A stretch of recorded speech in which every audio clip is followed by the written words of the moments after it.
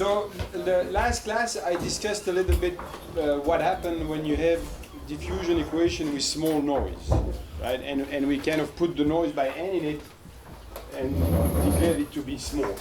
So what I'll do today is something which is slightly different, which is that I will consider a system where the noise is intrinsic, it is what it is, but the size of the system can be big, so there can be many particles, it's going to be particle system, so there's many particles, and then when you take the limit of large number of particles, which is the thermodynamic limit, you get again that the noise essentially becomes, the effect of the noise becomes smaller and smaller.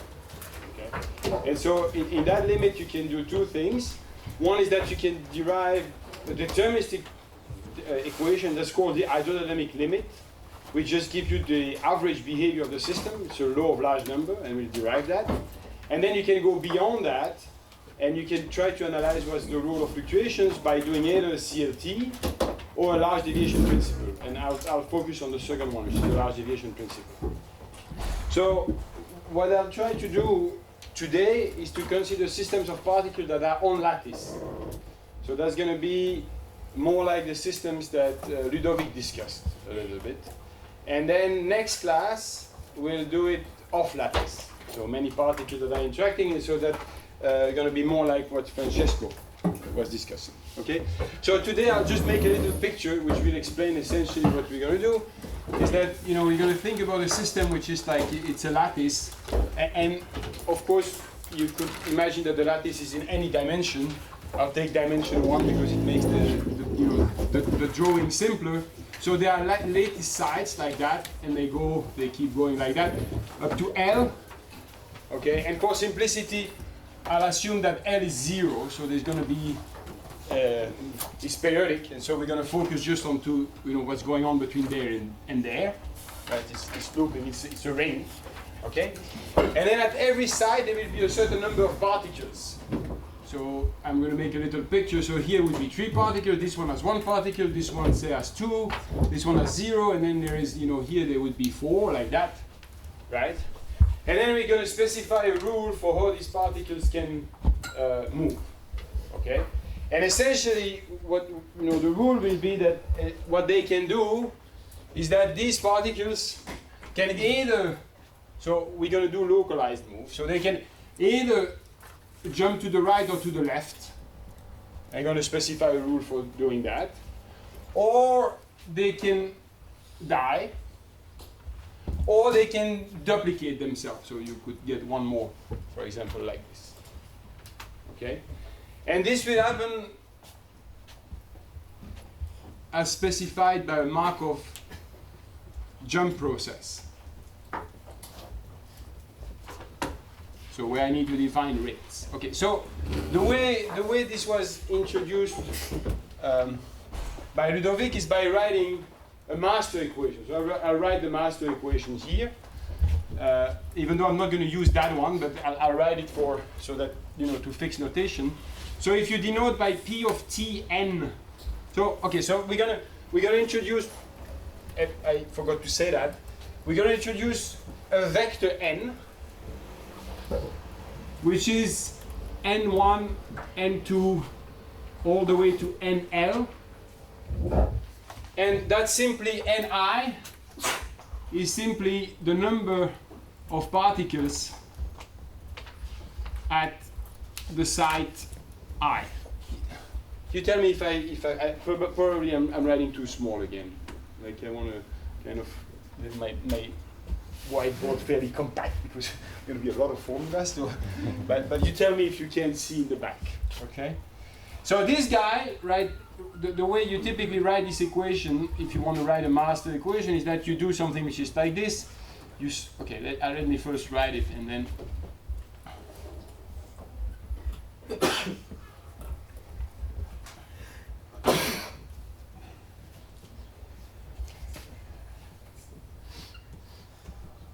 Okay, so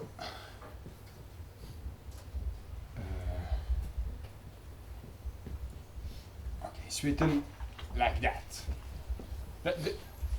Ludovic wrote this equation yesterday. So this matrix here, called the transition rate matrix, And essentially, it gives you the probability that during, so if you multiply W by a small delta t, it gives you the probability that during this interval of time delta t, the event that corresponds to n prime being changing in n occurs, or n being in n prime.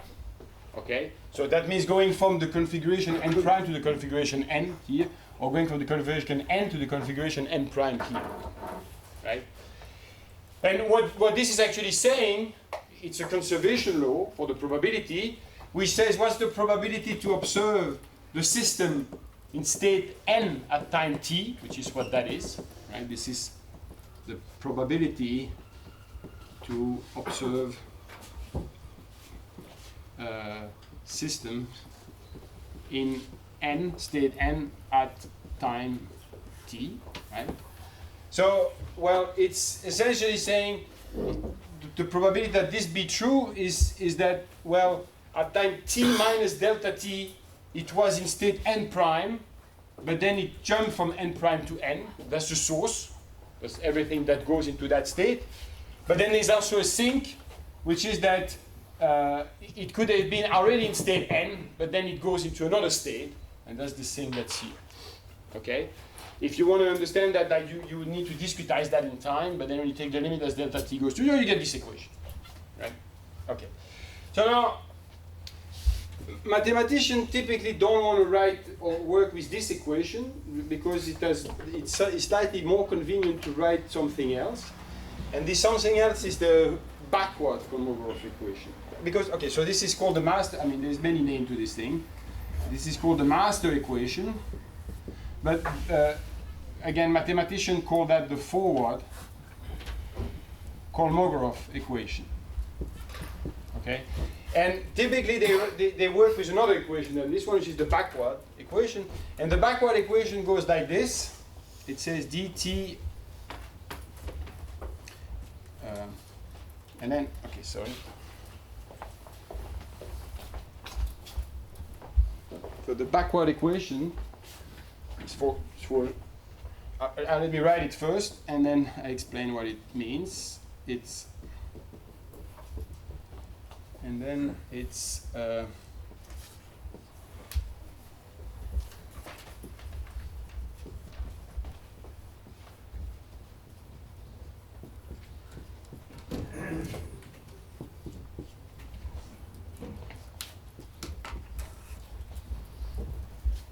okay, so this is the forward one, and the one that I have written under it is called the backward Kolmogorov equation. That's this guy. And this one had the probability interpretation, obviously, which is just that's the one for the probability distribution. This one also has an interpretation, which is that if you solve this equation with a final condition at time t, so if you look at, you say that at time capital T, right, you pick a t which is bigger, so capital T here is something which is bigger than 0. Okay. If you say that this guy at capital T is equal to a given function f of n, then what you have is that the interpretation of this solution is that if you look at u at time 0 n, that's the expectation starting from configuration n of f that is evolved by the process. So this guy there, is just a realization of this Markov process, right? And you started, this is the initial condition, think about that as n at time 0, right? And if you take the expectation of this at time t, one way to evaluate it is you say, well, okay, so you just solve this equation backward in time with this final condition, and at time t equals 0, it gives you the expectation. Okay? This equation is not so difficult to derive. I'm going to ask you to admit it for now. I'll justify it maybe later in the class, in a specific case. And tomorrow I will derive it for diffusions. Okay? For now, let's just admit that that's true. And so this is, I'm going to work with this guy. And you see why it's called the backward equation. That's why I wrote it like that, right? It's because this one you saw forward in time, right? Clearly, it goes, you know, t goes this way here, but here t goes that way, since you have a final condition. Okay. Sorry, it's at this one is at time capital T. Notice like that. In fact, more generally, if you replace this guy by t, which is what I wrote before, if this one is t, here you would have to put t minus t instead of 0. Okay, and I'll show that to you why that's true in a minute. Are we okay with this? Okay. So now, I mean, now we need to specialize that to problem of, you know, like this, which is essentially, I need to tell you what W is, right? And by the way, I mean, you notice that, you know, one of the, if nothing else, this equation is simpler to write since you need to write only W one time. Okay, and that's, but if you, in some sense, if you were to you know, for diffusion, you will see that there is one less derivative that needs to be taken. But we'll discuss that tomorrow. Okay, so let's look at this and let's try to specialize for a case like that, right? So, okay, so I mean, here the rules are a bit arbitrary, but we could imagine that the following thing is true, which is that there were a jump to the left and the right, okay, and then there is rate of disappearance or death and duplication. Yes. Sorry, I don't understand the f of n at t. I mean, f of n is not already at the probability distribution of n we are imposing at time t. What No, the probability is p. What does n of t mean? This guy, the n of t, is a realization of the process. So, I mean, maybe I should use two different n's, but in the other classes, you know, people typically don't distinguish between the realization of process or a point fixed in state space. So these guys are just fixed, you know, given value. Yeah. This one is a process. So you imagine that if you do this Markov process, imagine that I organize my particle on the lattice, and that's an n0, or the n at time 0, which I will denote like that. Then I let it evolve, right? So they start jumping. Okay. So after time t, I will have a new configuration where some particles have disappeared, some have duplicated, some have moved to the left, some have moved to the right. That configuration I denote by n of t. Okay. So n of t. Let me make a little box here. N, when there is a t that's associated with n, this is the configuration of the system at time t. It's a random variable. Yeah. Okay? And so okay, there's like, I understand that there's many different, but you know, so this guy is the initial condition, the initial configuration that you had, and this one is the one at time t. And I'm saying, if you solve, so if I want to know, so this is clearly defined, right? I want to calculate the expectation of an observable at time t, capital T, okay? Conditional on the fact that I started with this configuration n0, and I'm just telling you, well, you could either do Monte Carlo and do a realization of this process and average upon that. That's if you were, you know, an estimator for this. Or you could simply solve this equation backward in time with this final condition. Okay? It's the dual, if you wish, or the adjoint from the one from the probability which is there, but it's easier to work with. Is that clear? Now, in practice, obviously, if you have a system of particles with many particles, you can't solve these equations, either this one or that one. That's why we need to do Monte Carlo, right? But it's a useful tool to try to understand what's going on. Okay? Is that, are we clear? Are the notation clear? Yeah? What exactly is U? That's the solution from this equation. Like the same way as here, P denotes the solution of this equation. In this case, right? U is a probability? Hmm? U is a probability? No, U is the value of the expectation. Right? U is the value, I mean, if you read this line, if you just read this, U is just the solution of this equation with this final condition. Right? But it has a probabilistic interpretation, which is this. So it's not very different from what you say here, right? I mean, this is, I could write down this equation and solve it forward in time with an initial condition, which would be a probability distribution at initial time. For example, the delta at n equal n0, right? And then it so happened that the solution of this equation has a probabilistic interpretation, which is that it is the probability distribution of the process. Okay, it's a similar statement here that says if you solve this equation with final condition, it has a probabilistic interpretation. It just allows you to calculate expectations at time t. This is an instance, again, of a Feynman-Katz formula. It's the simplest one, in a way. Right? Because it tells you that you can solve, you have a link between a master equation and the calculation of an expectation. Right? Okay. So, just to be sure, so f of n is a general function? It's the function that is you would like to, is your observable. Okay. This is the observable that you would like to evaluate. Okay. So Right? For example, f of n could be the indicator. It could be a function that just counts the number of particles at this site. Okay. Right? You could start with all the particles, this site could be empty, say, you put them at other places, and at time t you'd like to know how many of them are there. Right? And this number will be a random variable. So yes? Okay, so now let's go back to this. Right? And let's try to see what's happening over there. So what we're going to say is that I'm going to first think about individual particles. And now I will say that they can jump to the left or the right with a rate, which I will denote by alpha plus or minus, plus for the right, minus for the left.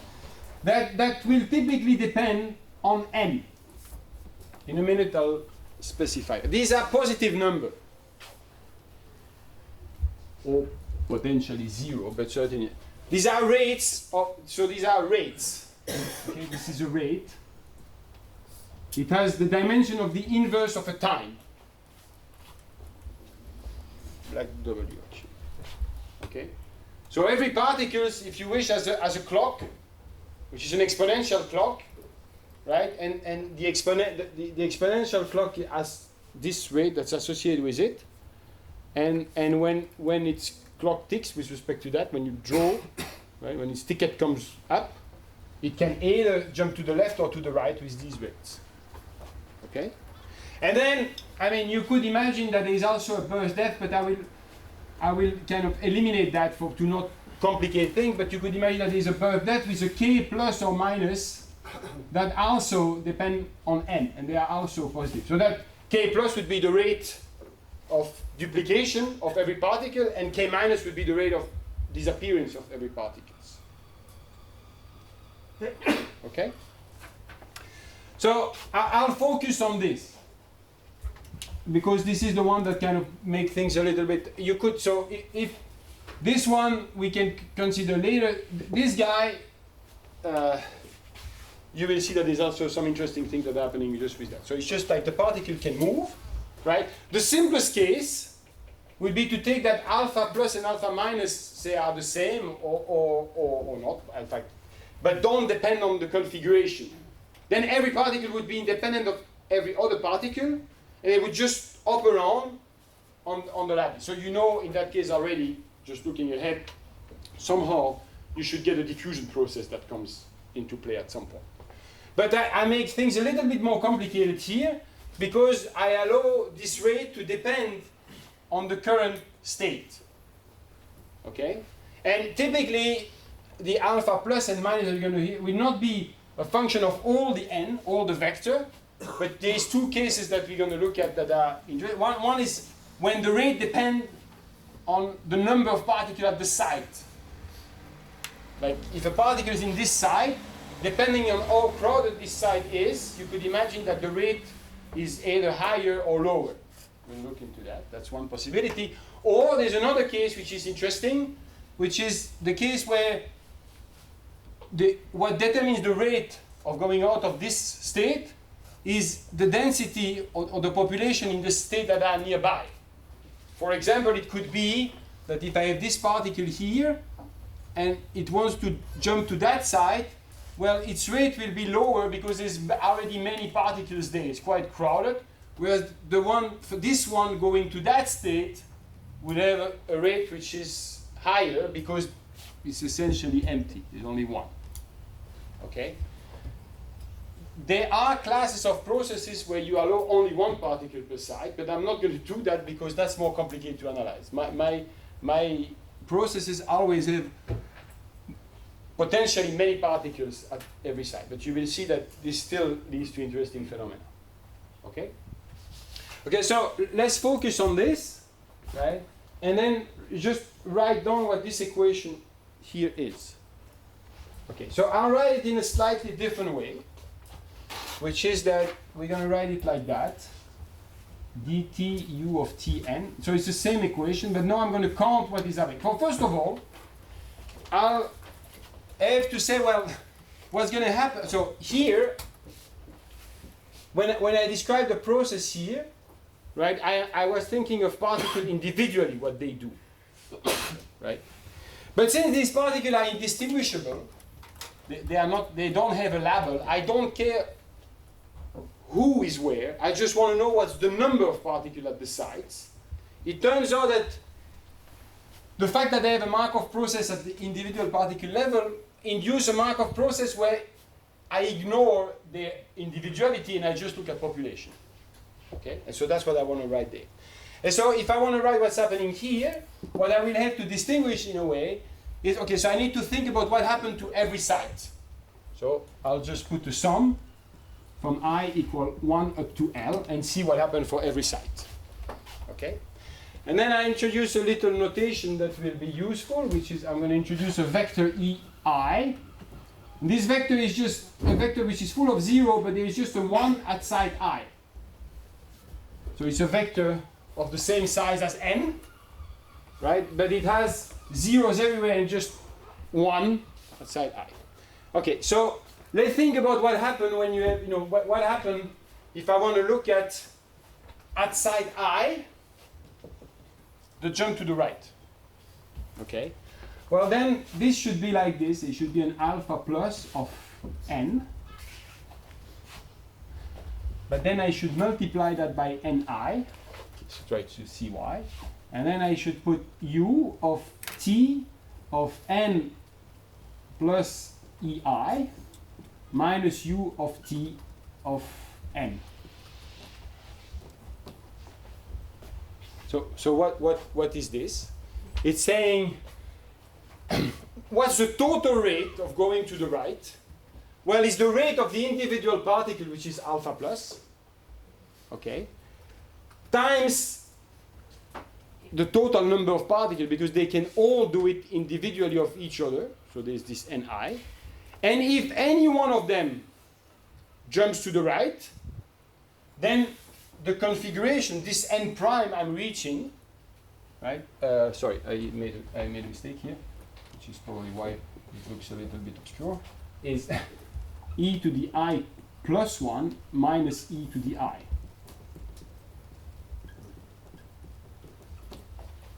If any particle jumps to the right, then I'm losing one guy at that side, and I'm gaining it at the side which is just next door, okay, to the right. And correspondingly, I have this, and then ni, and here is just u of t of n plus e I minus 1 minus ei minus u of t n. These rate labels look like they're global, but shouldn't, like the way you described it, it sounds like they should be acting at site I. So like, do you want us? Yeah, right. So okay. So this should be. I mean, for the moment, let's make them just independent. You're right. Here there should be a site that depends on I. Let me discuss first this case, and then we'll go back to the. Well, they are just constant. Okay, that's the first one I want to do, and then we're going to look at what happened next. So I'm gonna look at that first, and then I'm going to look. So we're going to do 3 cases I'll explain them. The first one is they are just constant to avoid, right? So there's a constant rate to go to the right and to the left. Okay. So that's the thing that we would like to analyze. Now, so if I want to do, in general, this is a Markov process, so it's random, and there's as much. That's it. That's all I can say at this level. Now I need to do something in order to be able to take limits to get a law of large number, a CLT, etc. Right? So that means that I need to introduce a small parameter, a large parameter. So the way we're going to do that is by introducing an n0, which is I'm going to imagine that there is an n0. This is a scalar, which is a characteristic population.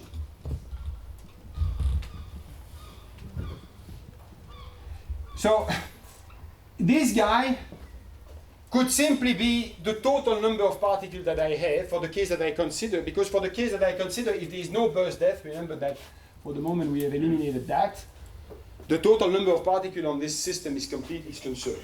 So I could just take that to be the total number of particles.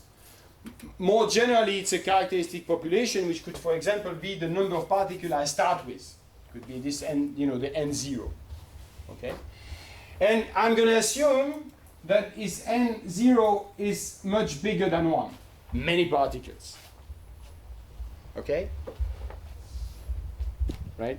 So you could think, in the case where it's conserved, you could think about this as being simply the sum from I equal 1 up to L of ni. Because if there is no burst depth, I can put ni of t here. Whatever it is, it will remain. Okay? And now, well, since it's easier to think about. Well, okay, so I'm going to introduce this guy. Sorry for the amount of notation. I'm going to introduce an epsilon, which is less than 1. Okay, so it's just that's not very important. It's because the epsilon was the small noise that I used in the previous class, and we will see that the intensity of the noise here is related to 1 over n0. So that's why I want to have this scaling here to relate. Right? It's going to be the noise amplitude. We will see in a minute. Okay. Now if I do that, right, instead of using n, okay, I could use n over n0, which I define to be rho. It's a density. Instead of taking the particle number, we're going to look at its density. Okay? And so with the notation that I have there, you can also see that you have that n is equal to rho over epsilon, right? Or epsilon n is equal to that is equal to rho. It's a rho, not an f. Okay? So I'm going to work with densities. Right? Okay? Now, this is just a rescaling, right? And so if I look at this equation, I can rewrite it in terms of rho. So, right? If I rewrite it in terms of rho, I can think, I can change, I'm using a little bit notation. I'm going to say, well, I define that as a function of rho, right? And then there's something that needs to be done here, is that this guy then becomes rho I over epsilon. So does this one, right? So this becomes rho I over epsilon. And then if I use, rho as variable instead of n, you see that what's written there becomes rho plus epsilon times ei plus 1 minus epsilon times ei. Okay, and similarly here with e to the I minus 1. Right? So which means that if I look at, if I think about densities, and the density is large, what's essentially happening is that, well, on the scale of the density, because n0 is big and I divided by it, when one particle moves, it leads to a small change.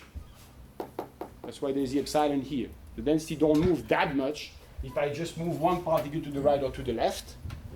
But since there are many particles, the rate at which this occurs is very large, because there are many particles at every site. Okay? right? So what this allows me to do now is I can take, so I look at the equation for rho, and I can take the limit, right? I can just know brutally, say what happens if I let epsilon go to 0. Maybe I can do that there to save a little bit more space. So now what happens, right? If you take epsilon and you send it to 0,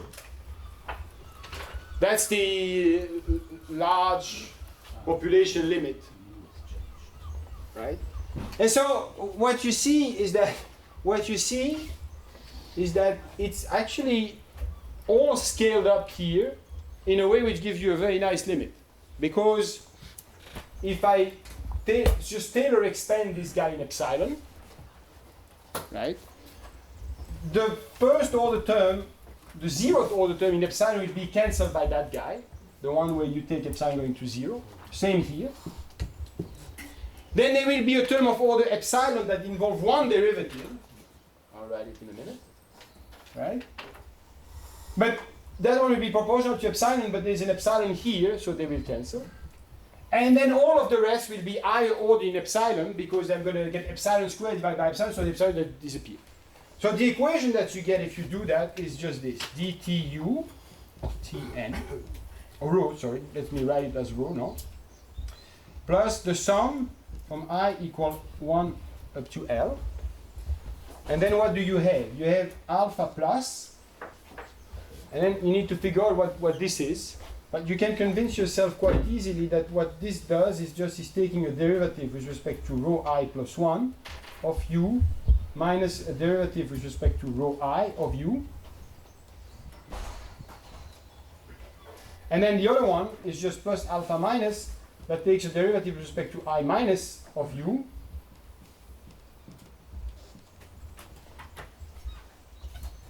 And all of these u's I evaluate at t rho.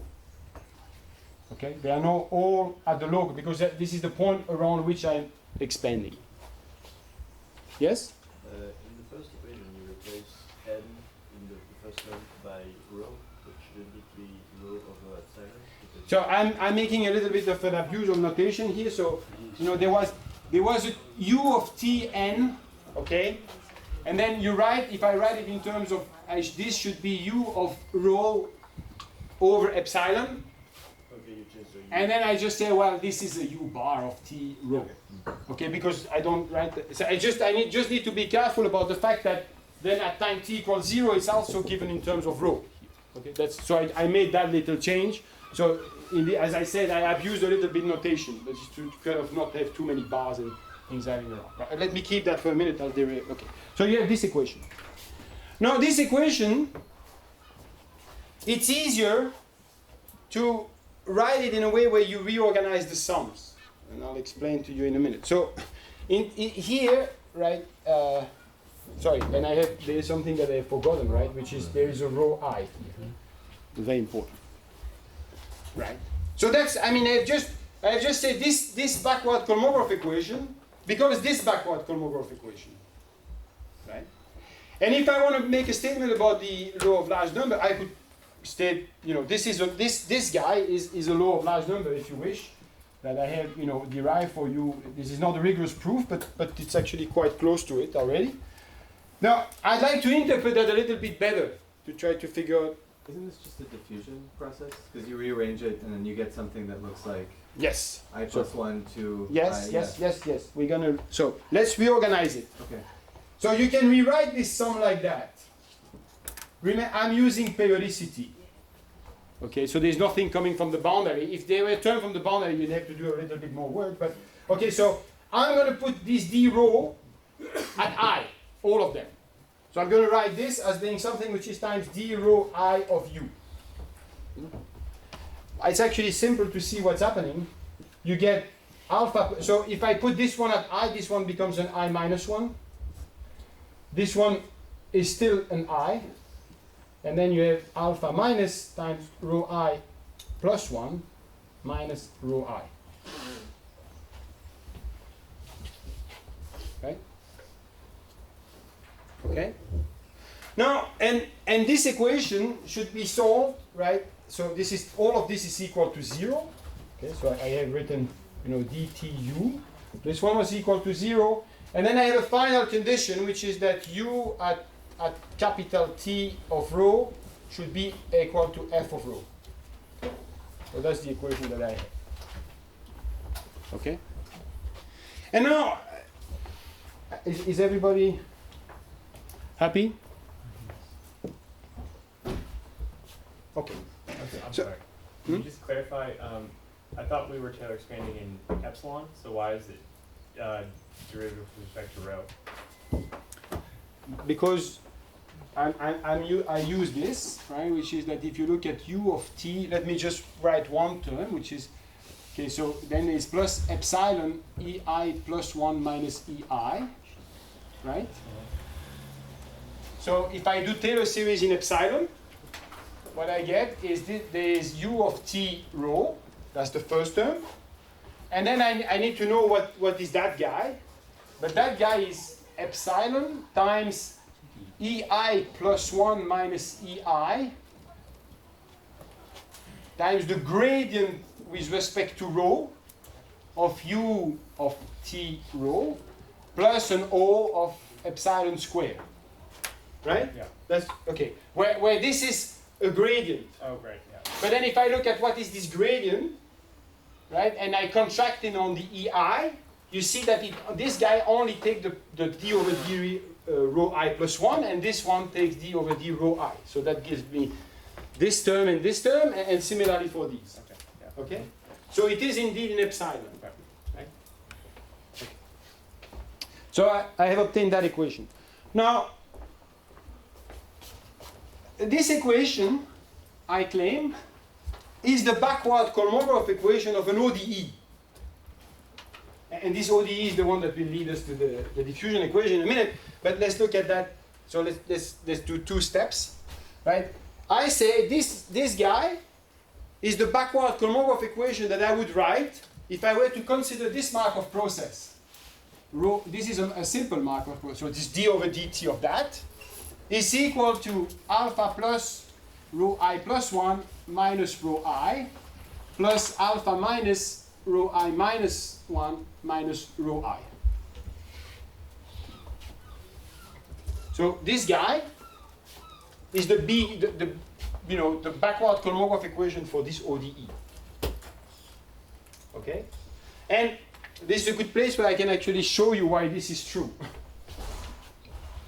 Because what is essential, I mean, this ODE, as you notice, has no noise. It's an ODE, right? If I give you an initial condition for this equation, if I tell you rho I for every I at time 0 is a given configuration of densities, you can just solve this, right? Forward in time, right? If I tell you that rho I at 0 is equal to rho I 0, right? I can just solve this equation forward in time. It's a set of ODEs. We'll see in a minute that is indeed just the diffusion equation, but you can solve it, right? Yes? Okay, so now let me try to show you why this is true. What I wrote there, which is, I mean, this is like if you do a little bit of PDE, this is a PDE, right? But it's a first order PDE because the highest derivative that enters is of order 1. Okay? And so you can solve these PDEs by method of characteristics. And what is the characteristic that you need to use is that. Let me demonstrate that for you. Imagine that I take u of t, and I don't evaluate at a fixed rho, but I evaluate at the rho t, where this is the solution of this equation. Imagine I do that. And then let's imagine that what I do is I take the total derivative of this with respect to time. Yes? So if I do that, what will I obtain? Well, I just use chain rule. We say this is dtu, when it's that guy, is dtu of t evaluated at rho t. But then there is another term, which is when the derivative, it's that guy, and that is rho dot of t, which is a vector, times the gradient with respect to rho, of u of t rho. Yes? But this rho t here, right? What I've written there, this guy, let me write it below the line. Sorry. This quantity here, this big sum that I have here, the whole thing here, right, is really, you know, I can think about that as rho dot times the gradient with respect to rho of u. Because if you replace rho dot by what it actually is, that guy gives you that. Everybody sees that? By the way, here rho dot's an abuse of notation. Right? Rho dot comes for the right-hand side of that equation. Okay? Well, so that means what? That means that this is equal to 0. Along the characteristic, u doesn't vary. That's what it says. Yes? And so now right? Am I going? Mm-hmm. So if u doesn't vary along the characteristic, I mean I can integrate that equation. So let's integrate this from 0 to capital T. I could, in fact, integrate it to any t to get the line that's there, but let's just do it from 0 to capital T. So what do I get? Well, this is a total derivative, so this integration is no longer very complicated. I get t rho of t minus u of 0 rho of 0. Right? And this is equal to 0. Okay, so let's forget about the 0 there and just say this is equal to that. Right? This equation, if you integrate it over time, implies the line that's below. Right? It's just, it's just the only term that comes from the boundary. Right? But now, okay, so I say, what do I have here? Right? I look at what's going on here. Okay? And then what do I want to have? I now use the boundary condition, which is that this guy is u of 0 rho 0, the one that I have specified here. Yes? Right? And this one, well, because I solved the equation with this final condition, this is just f of rho t. Yes? And so what does that mean? It says that if I want to evaluate u at position, fixed position rho 0, which is the initial condition for this equation, right? What I can do is just propagate this guy forward in time and see where it lands at rho of t, and you have that this guy is equal to that, which is exactly the same line as this one, as you can see, and with n replaced by rho, and without the expectation. And why do I don't need an expectation here is because this process is deterministic. Right? This is, this is like, it's the method of characteristic. And I mean, I'm going, okay, so, right? So, in a nutshell, what I'm just saying is that, this thing. I'm saying, if you look at this process, and you think about it from the viewpoint of densities, right? Then, if you let this n0 go to infinity or epsilon go to 0, at the end, the process that you have here, the rho of t from the original Markov process here, will be, its dynamics will be captured by the solution to this equation. Okay? So if you want to write that, I was asked, so if you want to write that as a little theorem, okay, which is the law of large number, right, let me just write it like that. It would, but then, it's a little bit of notation, which is that if you denote by rho of t is the original process. And I'm going to put a little epsilon there to make sure that we understand that it is it's the stochastic one, right? It says that if you look at rho of epsilon t and you subtract from it rho of t, okay, where this guy, you say rho of t is the solution to the equation which is here. and you solve both the original process and this guy with the same initial condition, it says that if you take this guy and you take the soup, say between 0 and t, and you take the expectation with respect to this rho 0, which is the initial condition, then this guy goes to 0 as epsilon goes to 0. What does that mean in essence? It says if you make a little picture, it says that here is my rho 0 configuration, whatever it is, and then there is a stochastic trajectory that goes out of it. Right? This is in the space of densities, right? This guy here is what we call rho. I call rho epsilon of t, and then it just says that in fact, well, this guy closely follows this deterministic path, which is the rho of t, which is the solution of this equation. Okay? And so in particular, it says that if you were to organize the process in the right way at the beginning, like for example, you put them half of the particles in one end, and you let it empty, and then you let it evolve by this process, what you would see actually happening is something that you can predict just by solving this ODE. Okay? Okay. All right, so now I will erase this. Just, by the way, I have not proven that at all. What I have proven is a weak version of this. What I have proven is this. I have proven that if you take, let me write it. In fact, I have not proven that even. That is probably better. That this guy, if you look at this,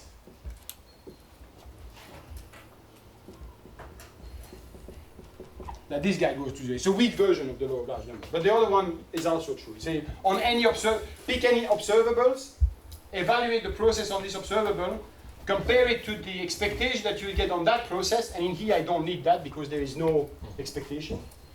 Right? So I can, it should be there in principle, but I can remove it because this is a deterministic process, so you can just get this. Okay? Okay. So now I'll erase all that. I think there was a question. Yeah, what about the condition? Sorry? What is the idea behind the It's the worst case.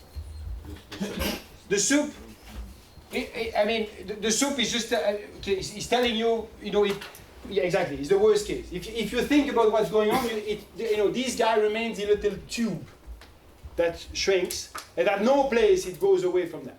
They are tracking one another. The red one tracks the black one. Okay, that's what it says. Okay? And this is a weaker version of that. So let me erase this now and go, maybe explain, right? So now there is something else that we could do here. And let's look at the simplest case, and I'll maybe just do 2 cases. Well, if I have time, I'll do 3, but I would like to do large deviation, and I think I'm not doing so well with time. I have half an hour, right? 40 minutes. Yep. Okay. So if you look at this, as was pointed out, this looks like the discretization of a diffusion equation. So how can you actually... Can I... I'm going to die here.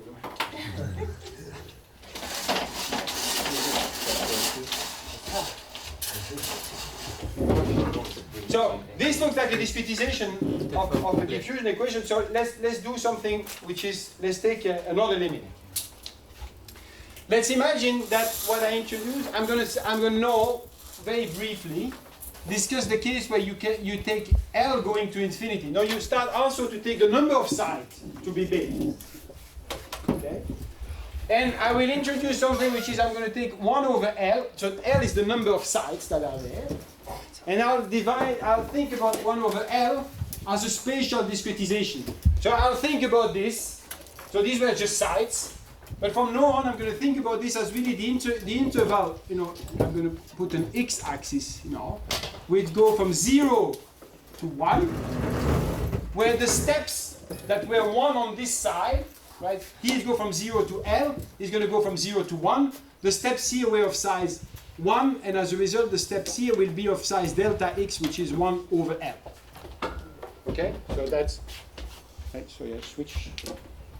Shouldn't do that. First, kill this one. Okay. And then I'm going to do one more thing, which is that we'll say rho I, and this will be again a bit of an abusive notation. I'll think about rho I as being a function of I delta x. Right? Where this at the end will be x.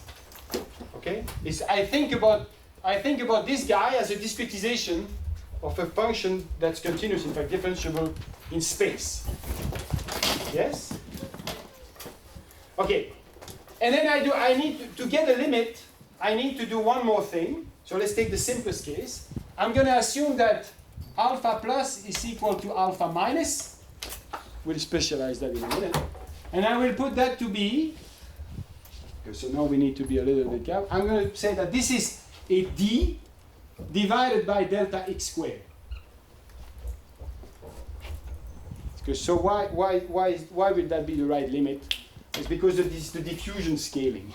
You can think about it in the following way, which is that, so it's going to be easier to understand when we do everything continuously. But in essence, right, if I were to think about these sides as macro sides that I can split into smaller bits, when I split them into smaller bits, I will have to, if, for example, there were 100 particles there, and I split it to 2, I should put 50-50, and again and again. Okay? But if I want that the time scale be preserved when I do that, the rate to go on the smaller side needs to be higher than the rate to go in the bigger side. Because if I split one side into 10, I need to have on the fast process, the one that is on the fine grade, I need to go quicker if I want to have preserved time scale to go on, to move on my system. It's kind of clear that that the scaling needs to be equal to this. That's the intuition. But now you can actually just think about that by saying, okay, let's look at what's happening here in this case, right? You see that if you look at the right-hand side of this equation, it's simply equal to, so I have d over delta x squared, which is, what was there, right? And then let's just expand them. So I have rho I plus 1. So rho I plus 1 will be rho of x plus delta x dx rho. They are all at x, so I'm going to write it. Plus delta x squared over 2 dx squared rho plus an O of delta x squared. Right? That's this guy. Then I need to subtract rho. That's this guy, which is at the right side, so there's no expansion. But then there's this guy, which is rho of x minus delta x dx rho plus delta x squared over 2 dx squared rho plus O of delta x where cube, so big O, minus rho. And you see that, not surprisingly, this row cancel that row, this row cancel this row, but these guys also cancel. And what's left is I can cancel this and cancel this, right? And this one, right? And so if I take the limit as delta x go to 0, you get dx squared, right? Two derivatives with respect to rho.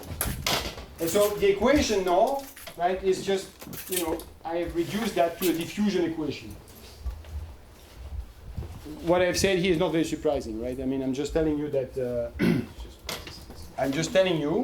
that, if you start with a process like that where there's many particles, okay, and I not only take the number of particles to go big, but I take the number of sides to be big, right? And I let them evolve, what I will see is just diffusion. Okay? Okay. But so it looks like we have spent a lot of time to derive things that you knew, but let's now make it a little bit more complicated. First of all, you notice that I could do another scaling here, which is that I could do this guy, and then I could say that there is a plus v over delta x, and then I could take alpha minus is equal to d over delta x squared minus v over delta x for some v. If you do that, you'll get this guy but with a drift, which will be plus, I think, 2v dx rho. I let you do that as an exercise. Okay, so you can get the drift. Now, what I want to do is a little bit more complicated than that. Is that I want to go back to the what happened with the sides, and I want to know. I want to do the following thing. First case that we're gonna. Can I? Is it okay if I use the previous equations? Like, you know, I know you don't like that, but I don't want to rewrite them completely. So I'm going to, you know, write them in another color so we remember what has been changed. So I'm going to put here an alpha of ni, and in fact, I will not put it as ni. I will assume that this one is already in function. So I'm going to assume that the rate. So I'm adding this. I'm assuming that the rate of hopping out of state I depends on the density at that state. Okay, simplest case that is a bit more complicated. So you can do the same thing, but you need to, I'm going to rewrite it there. No, in blue, what happened? Right, so, you know, what changes, we're going to need that in a minute, but I think here you can now fill the gaps, so we're going to, which is, this equation is replaced by something else, which is that here, when I reorganize the sum, right, I need to take care of alpha, because alpha was the same, okay? But now it's slightly different, because what I get, so I'm going to write it in blue, if I write, is alpha plus of, in fact, this was minus 1, right? And this was plus 1. I just copied the equation the wrong way. Minus 1, sorry, I'm doing it again, and plus 1, okay? Not very important, but... So here what you now get is this guy, rho I minus 1, minus alpha plus rho I, plus alpha minus rho I plus 1, minus alpha minus rho I minus 1, rho I, right? So this is, the right-hand side has been changed this way. Yes? And so now I can think about what happened for this system, for example, if I try to take the continuous limit, same thing as before. Okay, I erased it, but let me write it again, which is that I'm going to say rho I is in fact a rho of I times delta x, where delta x is 1 over L, right? And then I'm going to take the limit as delta x goes to 0. Okay? Yes? Now, okay, I'm not going to do it by expansion, but this is the first order derivative of alpha. So, and okay, to get the limit, I need to do something else. Sorry. I'm going to say that alpha plus of rho is equal to alpha, same thing. And I'm going to take that to be a d of rho divided by delta x squared. That's the scaling you need to have the limit. But the d here depends on rho. Okay? That's rho of x. No, right? It's that guy. So maybe I put I. Okay, but then I'm going to take the limit by taking that, and I look at what happened. I trust you can do that. You just do Taylor, and what the equation that you get is this one.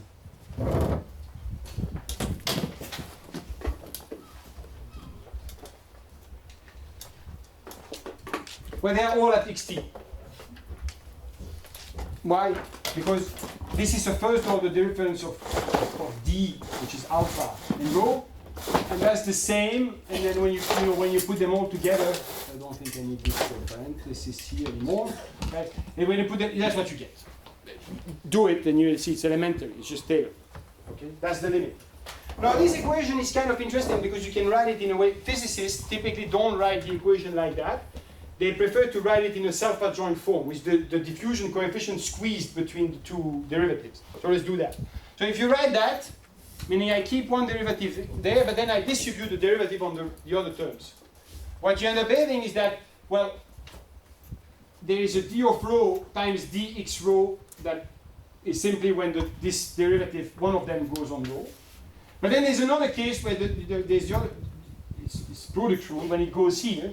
And when it goes there, what you end up having is d prime, which is the derivative of this, the rho that is being preserved, and then the dx rho. I trust you. You can do these differences and you get that. Right? So this is really, so first of all, this is a, this is something which is called a nonlinear diffusion equation, because it's a diffusion equation where the diffusion coefficient doesn't depend on the position, it depends on the density. It's much more complicated, right? When it depends on position, it's already quite complicated, but if it depends on density, then this equation is actually nonlinear. Right? The standard diffusion equation, what I wrote before, is a linear equation. You can solve it exactly. If this d depends on x more complicated, there's no longer an explicit solution. But okay, this one has a d that depends on rho, so nonlinear equation. And you see that there is something that has appeared here, which is that there is a d effective of rho. This guy. Right? And interesting phenomena can arise with that, which actually tell you that I need to be careful or to take the limit, and we'll have to do that better later on. Which is that clearly d of rho needs to be positive. That's the diffusion coefficient. It's the bare diffusion coefficient. The particle diffuse. Okay? But there's one interesting case that you can have, which is that you could have that even though this is positive, you could have that d prime of rho is negative. For example, take d of rho to be a d0 times e to the minus rho. Pretty extreme.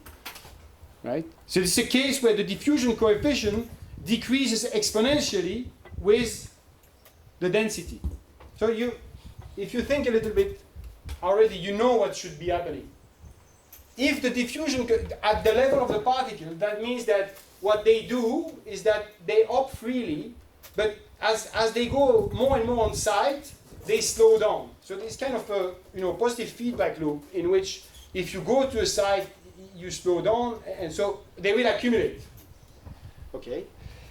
And you actually see that here, but in a way which we would have to explain a little bit more carefully in the next class, which is that what is the effective diffusion coefficient in this case?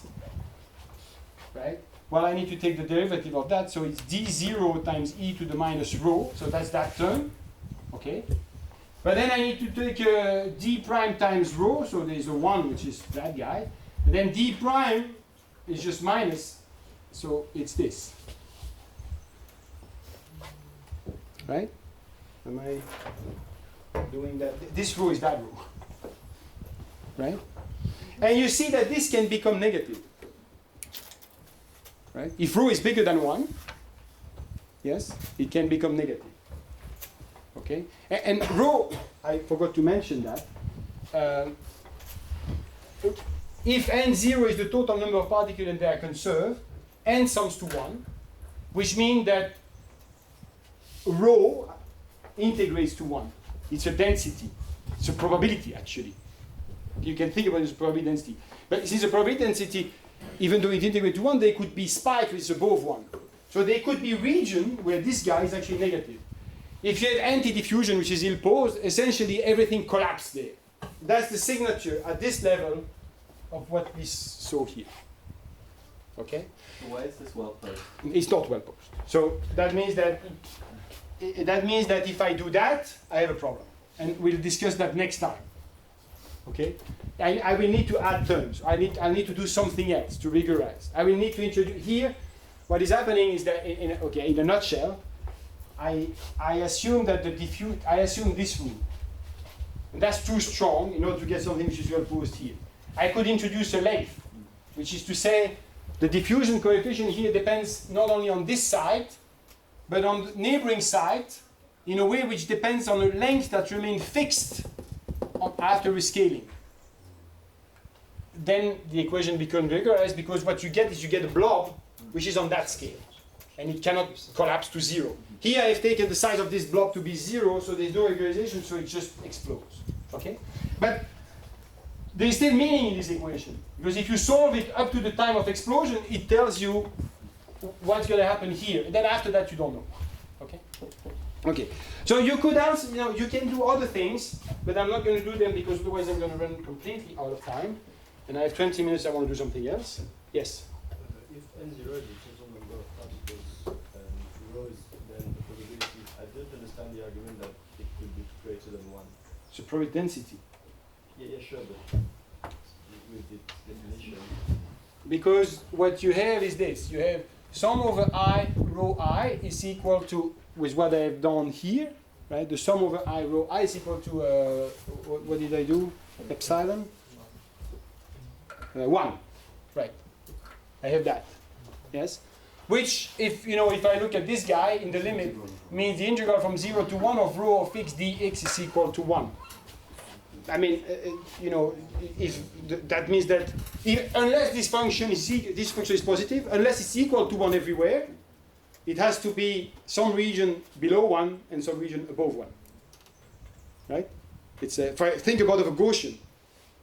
It integrates to 1, but it's not. Okay. It's a probability density, not a probability. Okay. That one is a. Okay. Okay.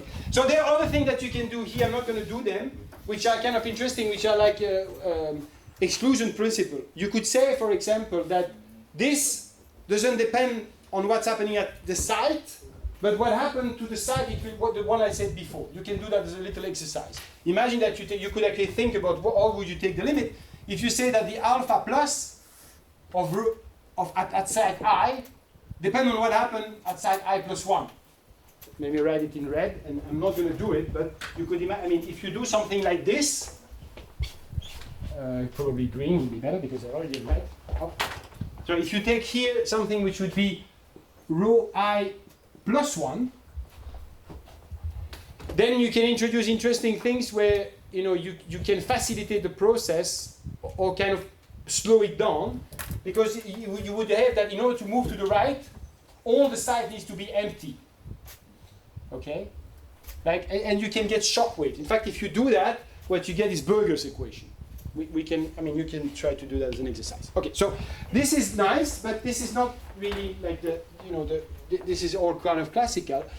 What I would like to do now is go back to the very first case and try to understand what happened. So I have taken epsilon going to 0, so I have killed all the fluctuation.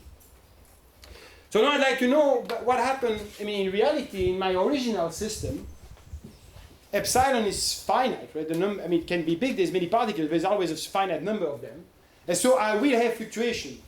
I have completely lost this fluctuation when I take the limit, so I want to get them back. Now, there's one way you could do that, which is you could simply say, to derive when I took the limit here, right? I killed the next order term. So the most naive way to think about this would be, let's keep one more term. If you keep one more term in the expansion you did for draw from there to there, you're going to get two derivatives with respect to rho, right? And so instead of having an ODE here, you'll get an SDE. Because now you don't have a Liouville equation, first order equation, but you have a Fokker-Planck equation that emerges. If it's a Fokker-Planck equation, this should be an SDE. There would be a noise term. Okay? You can, if you want to do it recursively, actually you cannot do it that way, because this guy is of size epsilon, so if I take the limit, it's gone. So the way mathematicians do it is by doing a CLT. So what they do is that before taking the limit, they take the original process, they subtract the limit, they rescale, and then they take the limit. It's the same way as, law of large number for the sum of random variables, you get a mu. To get the CLT, you need to subtract the mean, and then you rescale, and that's what you can do here. I'm going to do something which is a little bit more subtle than that, which is large deviations. Okay? So we're going to keep all of this, but we're going to do one thing more. And I think I have time to do it, and then we're going to analyze that later on, because that actually... Okay, so I'm going to try to derive something very quickly. How much time do I have, Giulio? 17 minutes. Hmm? 17. 17. Oh, that's too much. Then I'll do. Okay. So we're going to do this. So I'm going to use a trick which, in fact, is, the way I'm going to present it, it looks like it's not rigorous, but in fact, there's a whole so the way I present the large deviation last time is the way probabilists think about it most of the time. Like Wenzel, Fredin, they do that way. But then there's another whole class of people that do large deviation, which are analysts, like Suganidis, Evans, etc. They all use essentially the tool that I'm going to write here, even though perhaps if you look at their paper, you would not recognize it as such immediately, but it's the same. Okay. So the idea is that, and it gives something which is interesting, you will see. let's go back to this equation, but rescale it like that. So let me eliminate what I don't need. So we're going to still do exactly this. Let me rewrite it in terms of rho, okay? Sorry, I know that you don't like it, but we're going to look at that like this. Okay, and let's for example, let's take the simplest case where there's just, we're going to, the alphas are constant, right? And here you have rho plus epsilon EI plus 1 minus EI. And here you have rho plus epsilon EI minus 1 minus EI, right? They are like that. That's what, okay? And this is a U, they are at rho, not at M. And this is also rho. I'm writing these things. So I'm writing that. Let me eliminate that. Actually, let me keep it just for a second, right? To know what epsilon is. Now, you remember, I had to solve this equation with this initial condition. Final condition. At time t. Okay? And you remember that this is to do what? Is to take expectation of this guy.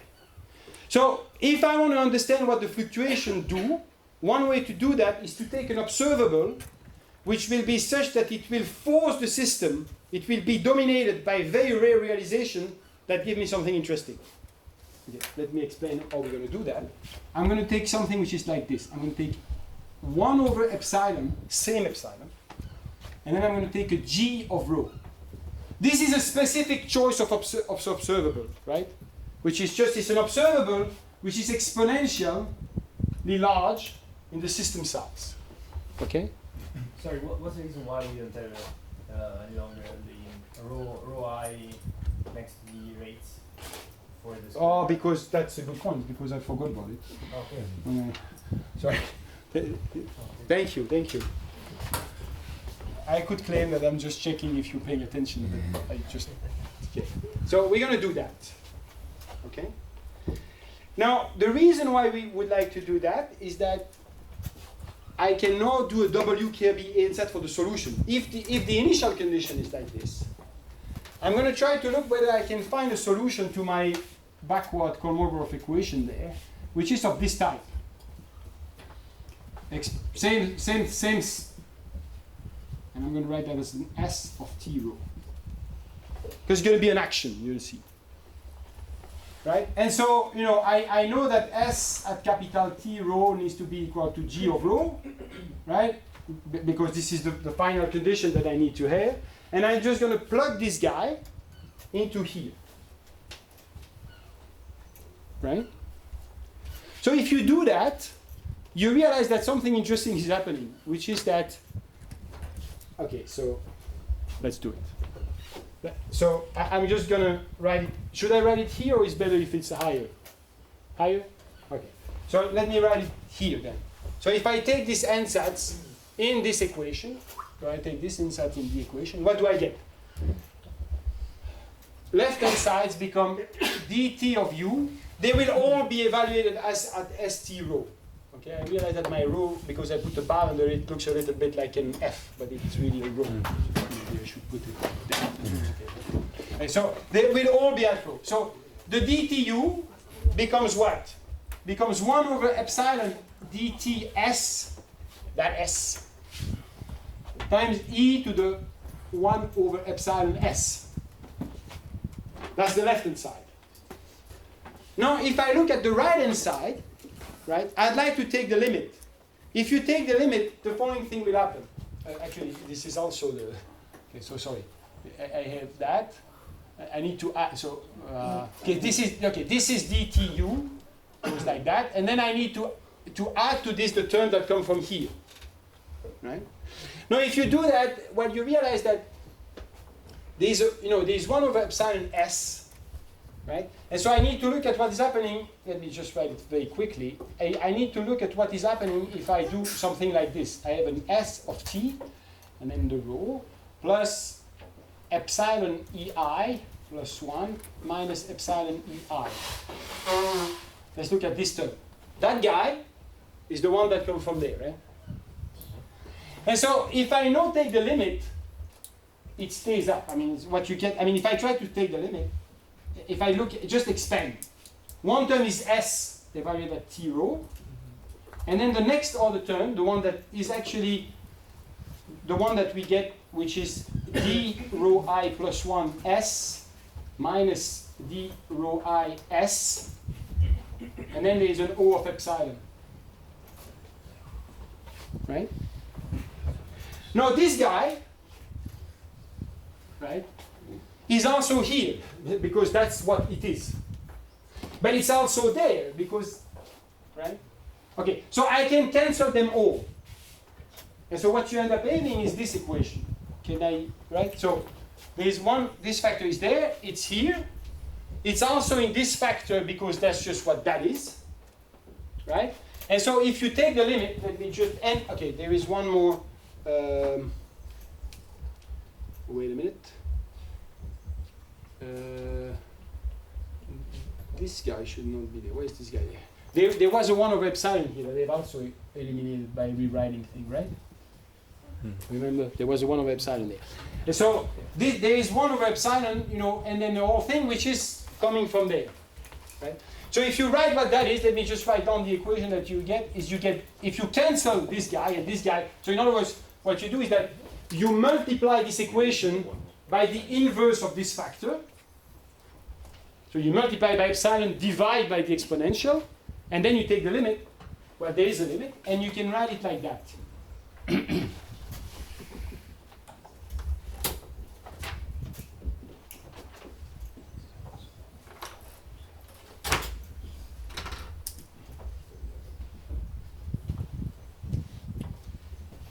One term is like that. I have forgotten the alpha plus. And then there's another term which is alpha minus rho I. And this is all under this guy.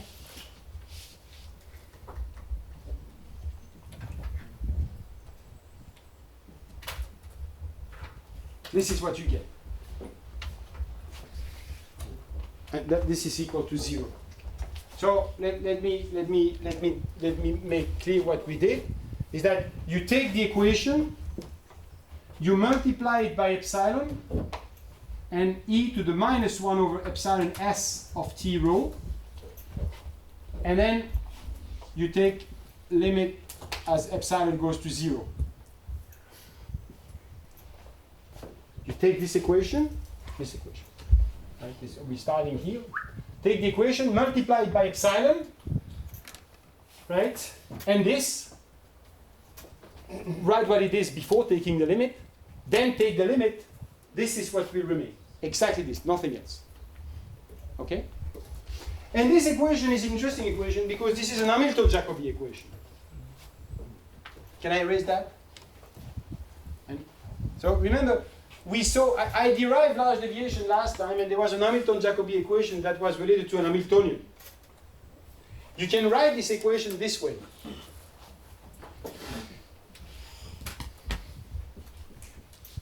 Rho, which is again like the, the whole, and then the gradient of s, that is the gradient with respect to rho of s, is equal to 0. You can read what this Hamiltonian is from the line above. Let me write it down for you. The h of rho gradient with respect to rho of s is equal to the sum from I equal 1 up to L of alpha plus rho I. So let me write it, because it's going to be, let me write it as a function of another variable I'm going to call theta, for a reason that is, and then it's theta I plus 1 minus theta I minus 1.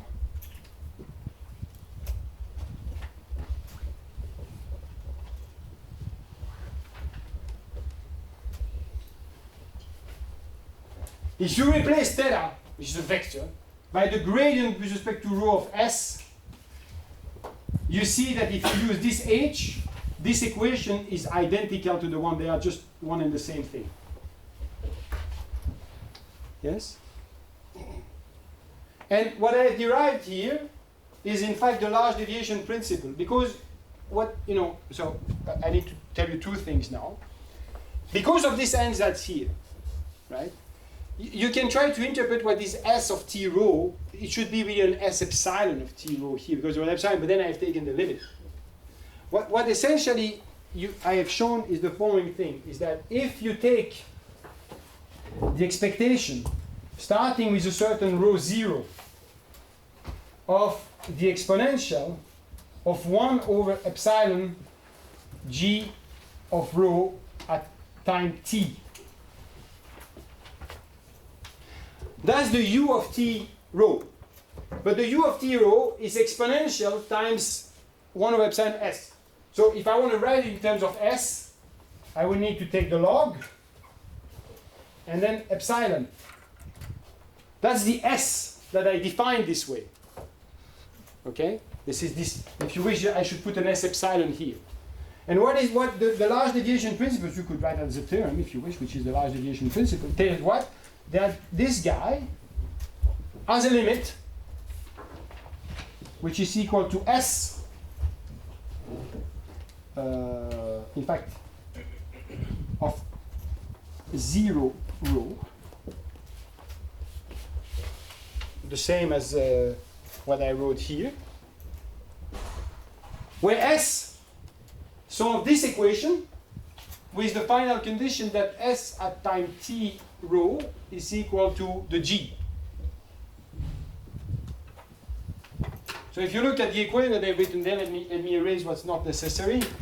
This guy, right? The two, these two equations.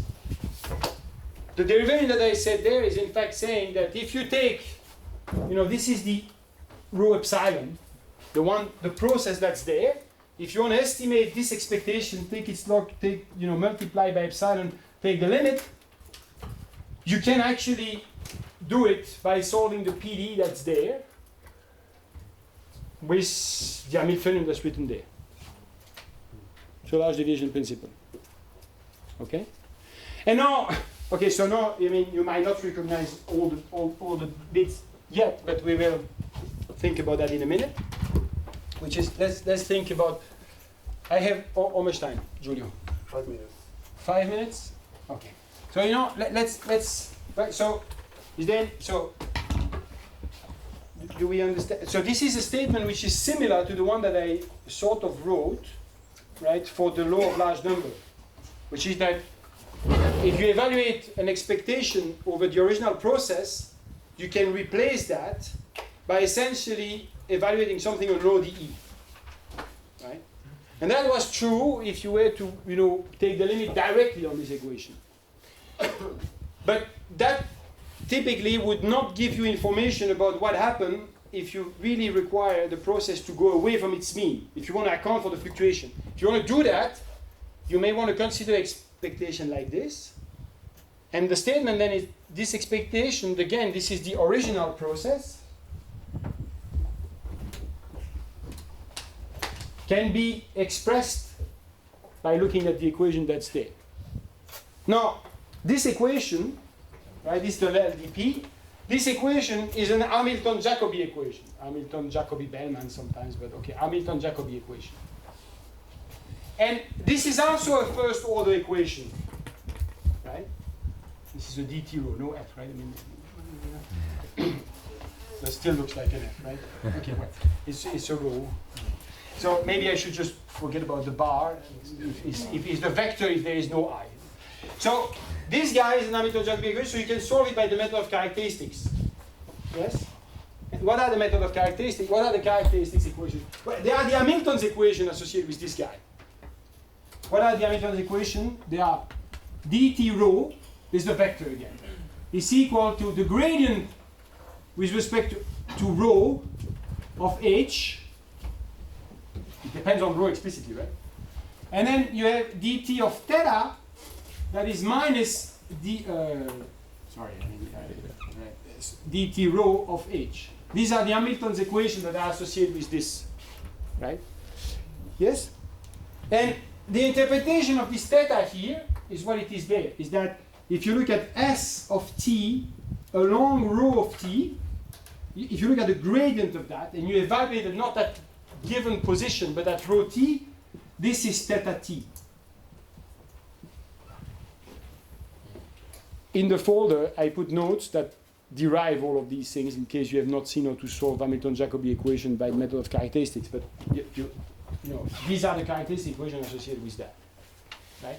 And You remember, okay, so you remember that what we did last time was that I'm not going to write them down explicitly because I don't have time, but just I'm going to make one statement. If you look at, if you take d over d rho of h, if you do this, you take, and that you can try by yourself, you look at that guy, and you take theta equals 0. What you're going to get is the equation that we got before from the law of large number. But in general, this will not be the solution of this problem if you have, because since I need to have the final condition here in S, right? I know that I need to solve that with rho 0 is equal to rho, that rho 0, the one that is here. But there's another condition, which is that if that's true, then I know that theta at time t needs to be the gradient of S at time t, but I know what it is. That's just that. So that one needs to be g of rho at time t. So these are the conditions, you know, the final condition that you have, right? If g is 0, I can take theta equals 0 as a solution, and I go back to the law of large number. That's what this says. And you can just check that if you take the gradient of h with respect to theta, and you take theta equals 0, you're going to get the equation we wrote before. Trust me. But in general, if g is not equal to 0, the solution at rho equals 0 is not a solution. And then you need to solve the problem. And we'll discuss that next time in more detail. Remember that, and no, I know that all the time. Remember that. There is no gradient. Sorry? Gradient of h is theta, and you said that At you t, said g. Yes, there's Theta equals right. The gradient of g. The gradient of g, yes. Good point. Thank you. Because the gradient of s. That's right. This is a scalar, right? This is a scalar valued function. And this, as a result, is a vector field, which is what I need for theta. Thank you. You remember that when we discussed small noise, the interpretation of this theta was like the optimal noise that you need to put. This is the same. It's again a control problem, which is that you need to find the optimal realization of the noise. Where is the noise? Is the noise here, right? It's this Markov process that will realize what you need to do this expectation. And then you can extend that. If you were to know, for example, if I start with a thing where it's completely flat and I'd like to have that all my particles go to the left of the domain, which will be extremely improbable, but I would solve this equation with a final condition, which would just be not a final condition on theta, but on rho, which is whatever is the target that I want to get. Okay, but let's focus on this one. So this is like an optimal noise, this guy. Okay? What is remarkable, as you can see, is that before, when we wrote the Hamiltonian for the SDE, it was quadratic in the noise. That's because the noise was Gaussian at the beginning. But here is not, you see that it's not quadratic.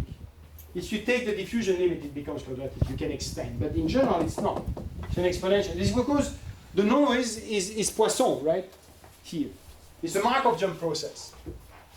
Right? And so, if you do the CLT, that's very important. If you do the CLT, if you were to do what I suggested before, expand this to next order in epsilon, you'd get an SDE. This SDE is valid morally if you want to understand what are the small fluctuations around the mean. But if you understand large fluctuation around the mean, you cannot use that guy. The noise is wrong, fundamentally wrong, because it needs to probe things where it's no longer Gaussian. And to do that, you need to go into equation of this type. Okay, and we're going to discuss that maybe at great length, more length next time, right? In particular, you can revisit here all the cases. I did it for an alpha, which was constant, but then you can also do this for alpha, which is not constant, right? And then you get, all kind of interesting phenomena that arise, right? I'm out of time, right? Yeah. So, and then you see just if there is one more remark that I forgot to say.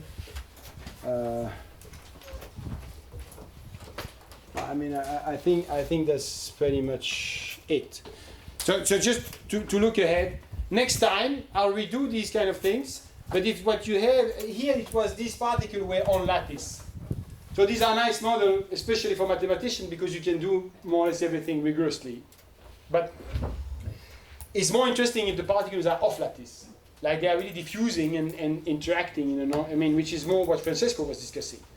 So tomorrow we're going to do that in that case, okay? And I'm going to analyze a little bit more this case of collapse that I discussed, right? The fact that if alpha actually depends on rho in a way which is such that the rate decreases as the population density increases, you have interesting phenomena. So we're going to look at that from this viewpoint. Okay? That's it for today.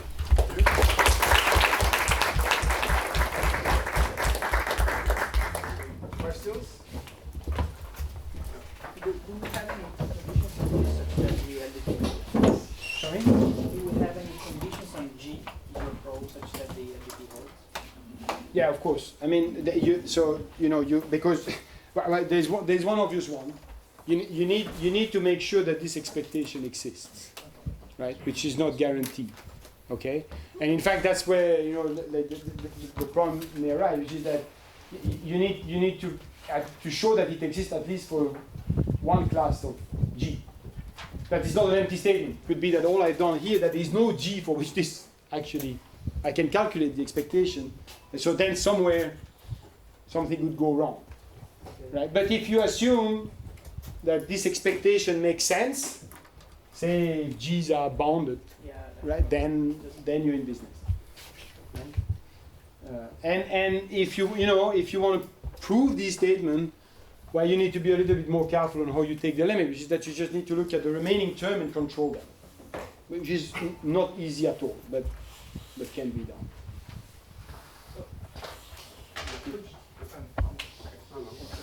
Would this work also if G on the boundary like diverges, but I mean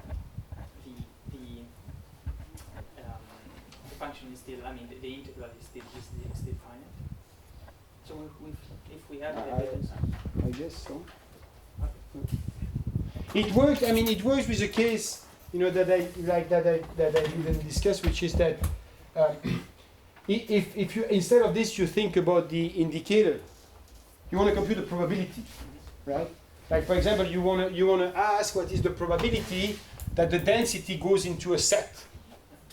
For example, that if I sum the number of particles on the right here, I go above a number which is above 1/2, right? Which is very unlikely because typically, if the particles are large, they would just be flat, at least at long time, right? So you can ask what's the probability of that event. So that's a set, which is all rows, which is such that the sum over this is above a certain threshold, and so then you would need to solve this thing with a finite conditioning row that is in the set. Yeah, a simple one. In the case where there was this drift, what would be the microscopic alpha plus that you would have to put to have this double scaling, the 1 over delta x square and the 1 over delta x? Is that you need to have a weakly asymmetric, because otherwise, if the problem is that if you take there's an inconsistency with the scaling of the drift, right? Needs to be slightly different from the scaling of the noise, right? We are getting back. Here is continuous time, and we are discretizing space, but this is the dual of discretizing time with space that's continuous, and then right? If you discretize time with continuous space, you know that you need to write delta x, which is equal to the drift, which is b of x times delta t. But then when you put the noise, right? The noise like that discretized, you need to put square root of delta t. That's the same. It's the same thing at that level, which is that if you don't put that scaling, one of them would win over the other, right? Because in fact this one is much less efficient than that one to move around. Right? It's the same thing here.